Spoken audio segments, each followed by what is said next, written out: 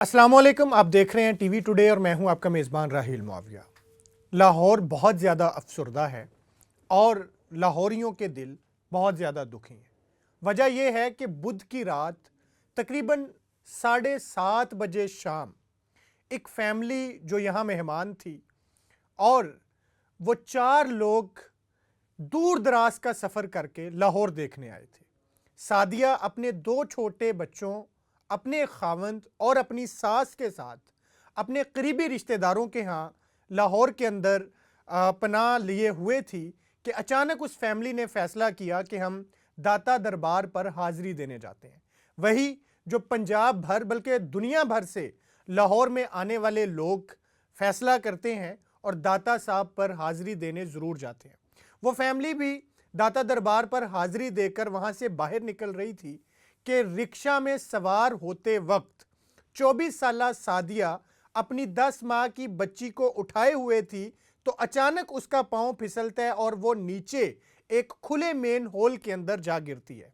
वो खुला main whole उस 24 साला सादिया और उसकी 10 माह की बच्ची के लिए जो है ना वो एक आखिरी जगह साबित होता है, उसकी ज़िंदगी के ख़ात्मे का सबब बनता है और उसके बाद फिर पूरी की पूरी पंजाब की ब्यूरोक्रेसी का इम्तिहान शुरू होता है।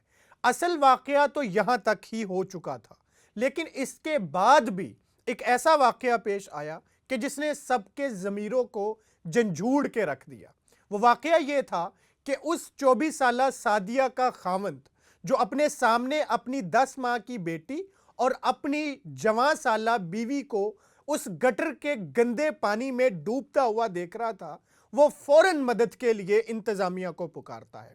वो अतीक नामी नौजवान 1122 पर कॉल करके इंतज़ामिया को अपनी मदद के लिए बुलाता है, लेकिन क्या खबर थी कि वही इंतज़ामिया उसके लिए अगले लम्हों में एक अजाब पैदा कर देगी।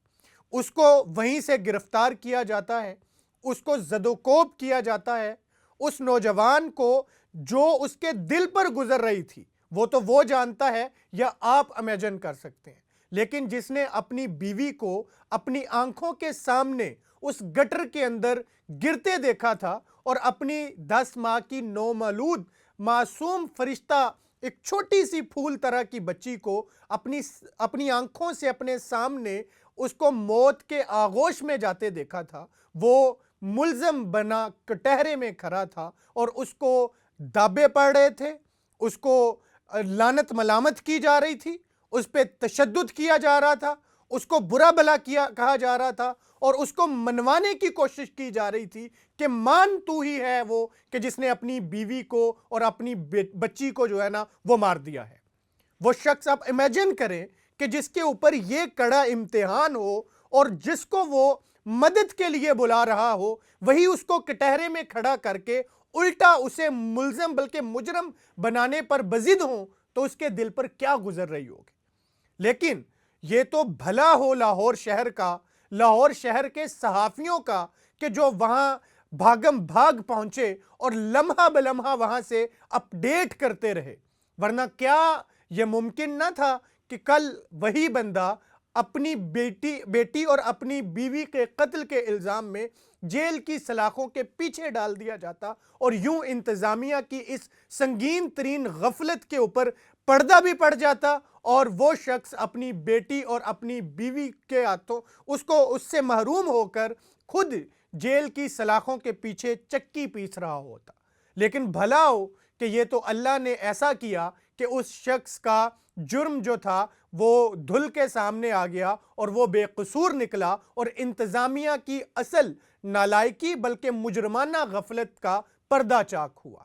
इंतज़ामिया का सबसे बड़ा वहाँ पे फेलियर ये था कि जहाँ हज़ारों नहीं बल्कि लाखों लोगों की रोज़ाना गुजरगाह बनी वो सड़क, जहाँ से रोज़ाना लाखों लोगों ने आना और जाना होता है, जो एक लाहौर के अंदर आमदोरफ्त का बड़ा ज़रिया है, बल्कि यूँ कहूँ कि लाहौर के अंदर एंटर होने के लिए वहाँ से गुजरे बगैर आप गुजरावाला, सियालकोट और इस तरफ से आने वाले लोगों के लिए लोग अंदर एंटर नहीं हो सकते।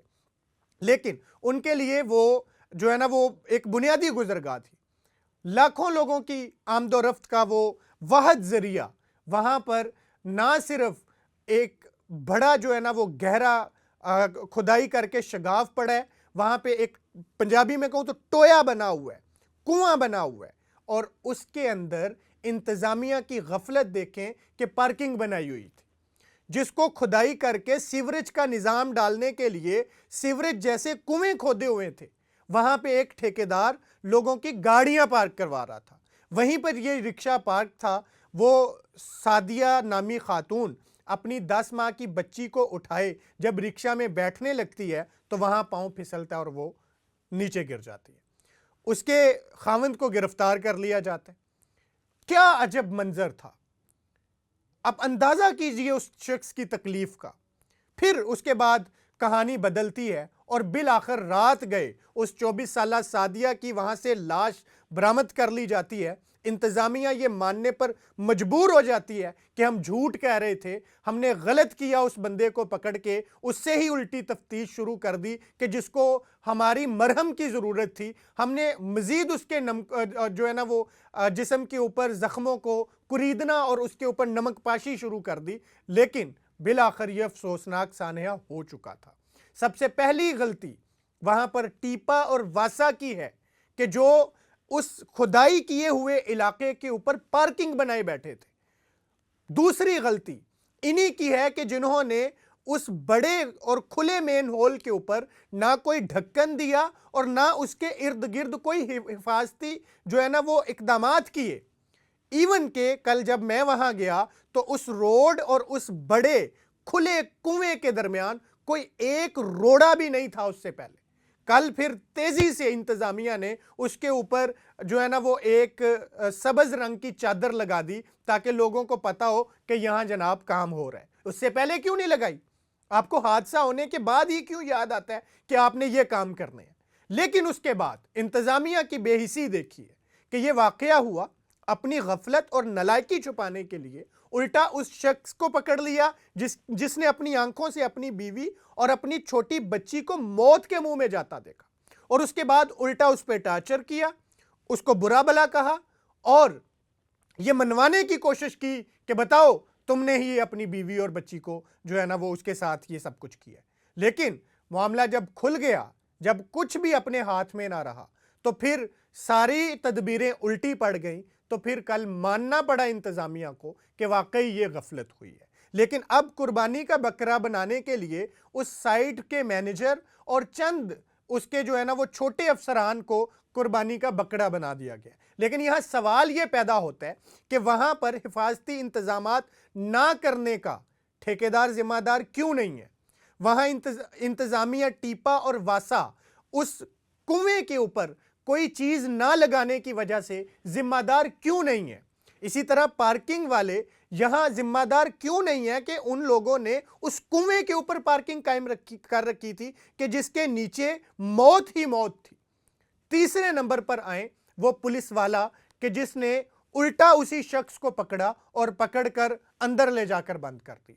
اب یہ ساری کڑیاں ملوائیں، اور اس کے بعد چند دن پہلے مریم نواز صاحبہ نے کہا تھا جس علاقے میں گٹر کا ڈھکن نہیں ہوگا اس علاقے کا ڈپٹی کمشنر قصوروار ہوگا۔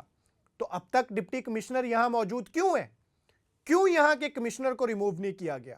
کیوں D G L D A اور ڈی جی واسا اور ٹیپا کو جو ہے نا وہ اب تک سلاخوں کے پیچھے کیوں نہیں بھیجا گیا؟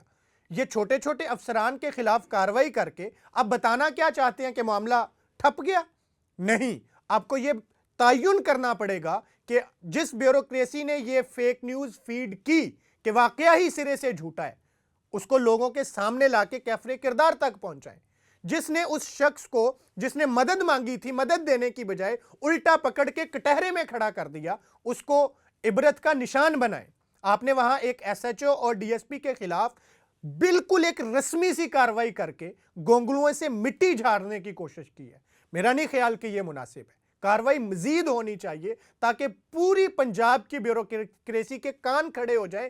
اگر کچھ ایسا کیا تو معاملہ جو ہے نا وہ سر سے پانی گزر جائے گا، دوبارہ ہاتھ نہیں آئے گا۔ یہ اس وقت پنجاب حکومت کے لیے ایک ٹیسٹ کیس ہے۔ اگر پنجاب حکومت نے آئندہ کے لیے कुछ चीज़ों को बिल्कुल सेट करना है और कुछ चीज़ों को ज़ीरो टॉलरेंस पॉलिसी के लिए एक जो है ना वो एग्जाम्पल के तौर पर फिक्स करना है, तो फिर ये बड़े बड़े मगरमच्छों खुसूसन बाबू साहिबान के खिलाफ कार्रवाई नागुज़ीर है। आपको उस मासूम 10 माह की रिदा फातिमा और उसकी माँ 24 साला सादिया के जो असल कत्ल के मुजरम हैं, कल मरियम नवाज साहिबा ने खुद कहा कि ये जो गफलत की वजह से किसी की मौत हुई है, ये सिर्फ ये मामला नहीं, ये कत्ल है।